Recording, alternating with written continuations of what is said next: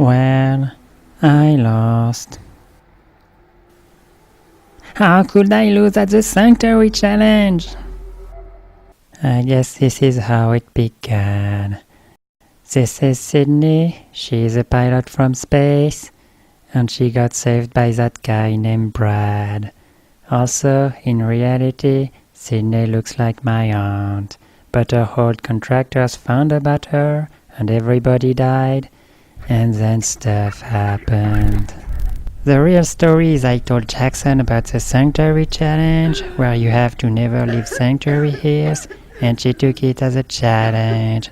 And then she challenged me to do a commentary about it if she was to do it, but I really thought she would not do it, and then I said yes.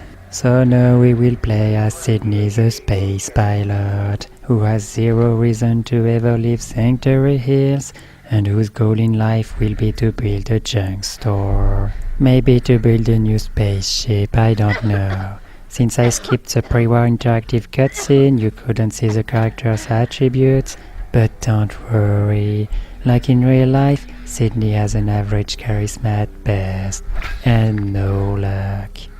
So she has to pick up that hot plate on the kitchen, and you need that hot plate because it has circuitry, and you need circuitry for the radio beacon. She will also need crystal to build it, but the hot plate will always be there. Objects with crystal will not. They can only be found in containers, whose content are random, and the content is determined the first time she enters an area. Like, I remember a run where I reached Sanctuary Hills, and I searched the whole area, and I couldn't find any bobby pin.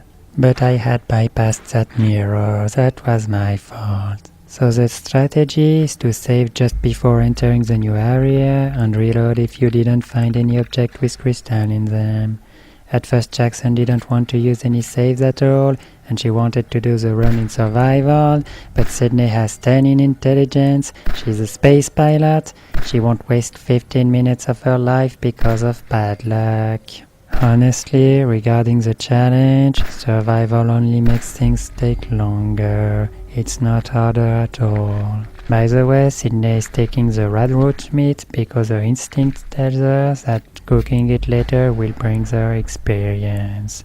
It's a total waste actually. If you go for survivals, and the basement will give you all the food you need, and really that meat experience is negligible. All you really ever want is a hot plate.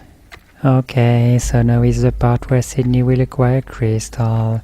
Usually it's done at Sanctuary Hills, at the basement, but that basement has only one crate when outside the vault there are 4. Now going in that basement might be faster, but saving at the end of the vault is automatic and authorized by survival mode. Other all you would need would be to build a bed, I guess. Sorry, forget what I said, any way of cheating is legitimate, I guess. As long as we admit that we are horrible, horrible persons. Sydney knew she was not a horrible person. As the vault door slowly opened, she thought of what she would do next. All she really wanted was a nice place, and maybe a dog. Having spent 2 centuries frozen solid might have caused some trauma, and having been nuked in the first place had made her a slightly bit paranoid. But at least she had lovely hair. My aunt has lovely hair. She would leave that vault and return to Brad's house and probably make dinner and wash the dishes. She would have to tell the neighbors that Brad had died and that he wouldn't be able to cut the hedges like they wanted. Oh no, she was probably going to be expelled. She wasn't even married to Brad. She paused for a second. What if they accuse me of killing Brad? How will I explain that everybody here choked to death when I am alive and their lungs were cold ice, and that the whole staff was eaten by bugs or starved when they could have got rid of the residents and taken their place? She was gonna be in trouble. But then again, it was the story of her life. It was her fault for not putting more points in luck. And really guys, when your only alternative is to get roasted by radiations, why don't you cryogenize yourself? They could even set it to wake up every 10 years, I don't know, they were scientists. That's when Sydney remembered everyone was dead. Problem solved. What she needed to find now was either a camera, or a microscope, a magnifying glass, or a crystal liquor decanter. She had found none. After that, she probably starved to death or fell down the cliff, I don't know. Each time you load a save, you leave a dead corpse behind. The only Sydney that we care about is the one that survives. Also, you might notice that I'm speeding things up a bit. That's because the run takes several hours, and there will be long stretches of waiting. I decided I didn't want to cut anything except loading times, so I'm making it go faster instead. As a side note, objects with crystal are rare. You can spend more than 20 minutes reloading constantly, and if you do that at the basement and not when leaving the vault, you eventually spend more time watching loading times than playing.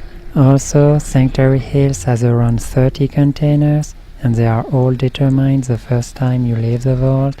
You might think it's a detail, and you're probably right, but if you can find a blood or Japka, that raises your intelligence, and more resources like screws or oil can make the difference between 2 or 3 water purifiers at the beginning. But it's meaningless in the long run. In the long run, everything is meaningless. You can try everything you want to make it go faster, just to discover it took just as long as before. Anyway, I think it's time to make a pause. Don't worry, videos will keep getting longer, if you think that's a good thing. Sydney just found a camera, so she will leave. Next, she builds a radio beacon.